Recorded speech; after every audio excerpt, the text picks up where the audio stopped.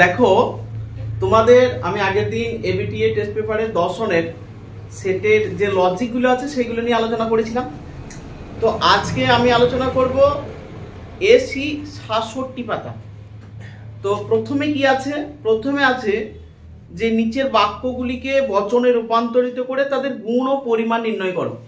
দেখো চারটে দেয়, তোমাদের জানা আছে এই ৬৯ পাতাতে আছে, চারটে দেয়, চারটেই করতে হবে, ৪ দুগুণে ৮ থাকে। তো তোমাদেরকে আজকে আমি বোর্ডে লিখছি, তোমরা শুধু উত্তরটা আমাকে বলবে। আমি প্রশ্নটা লিখছি যে ১ নাম্বার, বৃত্তাকার বর্গাকার বৃত্ত নেই। বর্গাকার ১ নাম্বার লিখলাম, বর্গাকার বৃত্ত, কেউ যদি পারো তাহলে বলবে, বলবে বৃত্ত নেই, বর্গাকার বৃত্ত নেই। এর এটা কি বচন হবে বলো দেখি? ই বচন। ই বচন হবে, কি হবে? বৃত্তটা কি হবে? কোনো বৃত্ত নয় বর্গাকার। কোনো বৃত্ত নয় বর্গাকার। কোনো বৃত্ত নয় বর্গাকার। আচ্ছা, এবার আমার এটা ই বচন হয়েছে, আমার কিন্তু চেয়েছে বাক্যকে বচনে রূপান্তর করো। আমি বচনে রূপান্তর করে নিয়েছি। এরপর যে জিনিসটা চাইছে সেই জিনিসটা হচ্ছে গুণ আর পরিমাণ নির্ণয়। তাহলে আমার এইখানে লিখতে হবে গুণ, লিখতে হবে এইখানে লিখতে হবে পরিমাণ বলে লিখতে হবে। বলো এই গুণ কি হবে? ই বচনের গুণটা আমি কি লিখবো?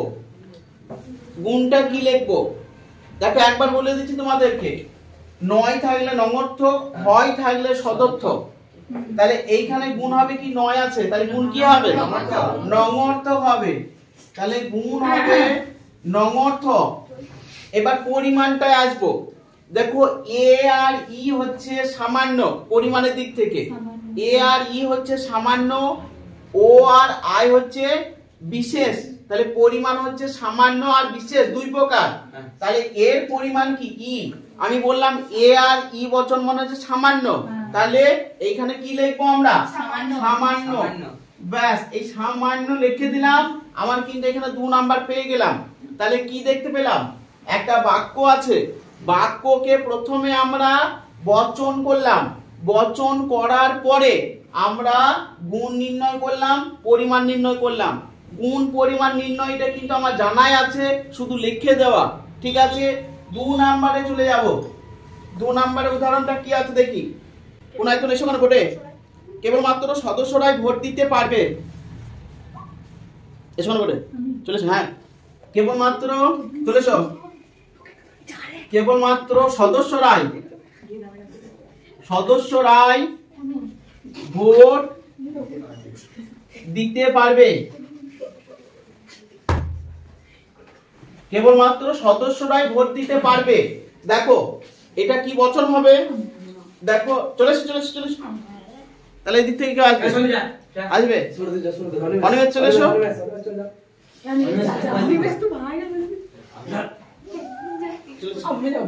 সুমন আসো। কেবলমাত্র সদস্যরাই ভোট দিতে পারবে, এইটা কি বচন হবে? হ্যাঁ এটা কি বচন হবে? তুমি এটা করে দাও, গুণ পরিমাণ নির্ণয় করে দাও। উদ্দেশ্য বিধেয় চেঞ্জ করে দেবে। হ্যাঁ এ বচন করো, মুছে দাও হাতে করে।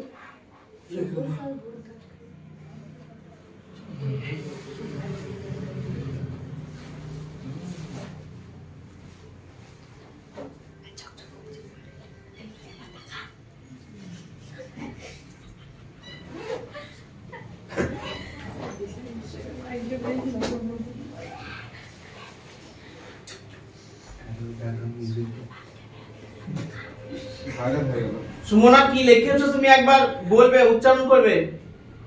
বলতে বলতে লেখো। সকল ভোট দিতে পারা ব্যক্তি হয় সদস্য।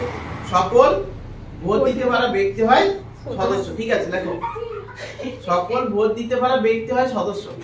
লেখো সদস্য, ঠিকই আছে। এবার গুণ পরিমাণটা লিখে দাও। গুণ তোমরা বলো দেখি, গুণ কি হবে? সদর্থক। হ্যাঁ সবাই যখন বলেছে তাহলে তাই হবে, সদর্থ। পরিমাণ কি হবে? সামান্য। পরিমাণ হবে সামান্য। ঠিক আছে, তাহলে তাই হবে, পরিমাণ হবে সামান্য। সামান্য হবে, বাহ, বেশ, চলে এসো। বেশ, দেখো তাহলে সুমন এটা করলো। কেবলমাত্র সদস্যরাই ভোট দিতে পারে, কেবলমাত্র থাকার জন্য উদ্দেশ্য বিধিও চেঞ্জ হয়ে গেল।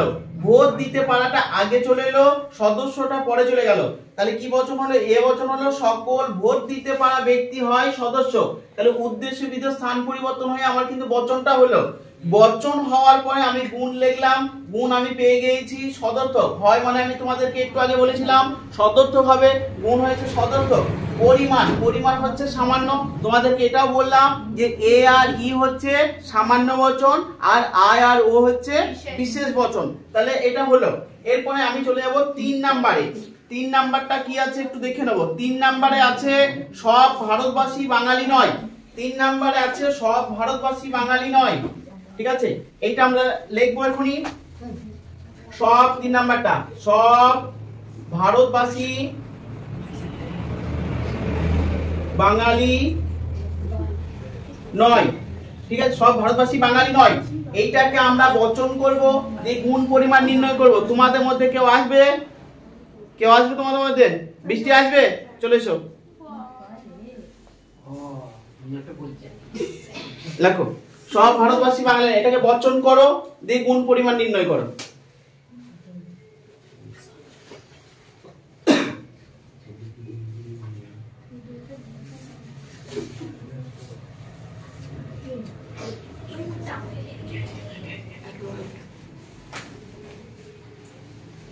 এর পরেরটা যেটা আছে সেটা তোমাদেরকে একবার বলি।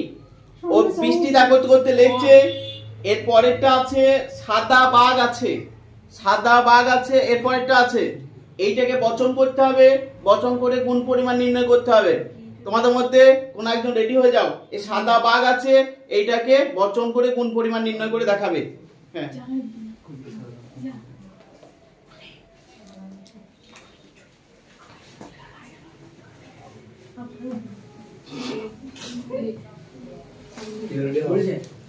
কি লিখলে তাহলে?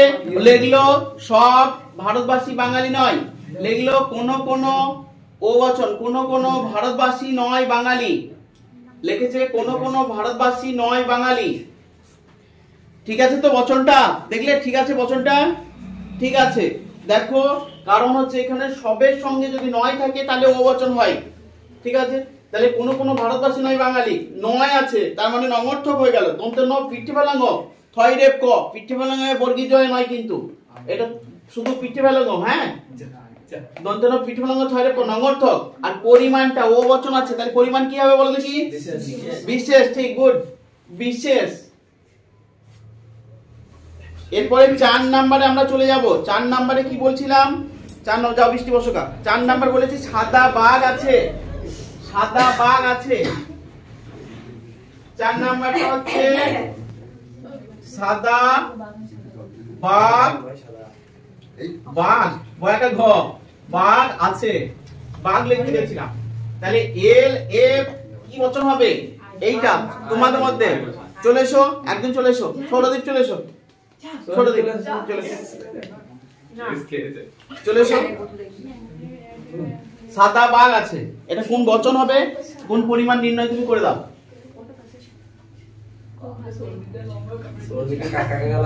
আই বচন। তুমি একটু মানে লেখার জন্য দেখতে পাই সবাই।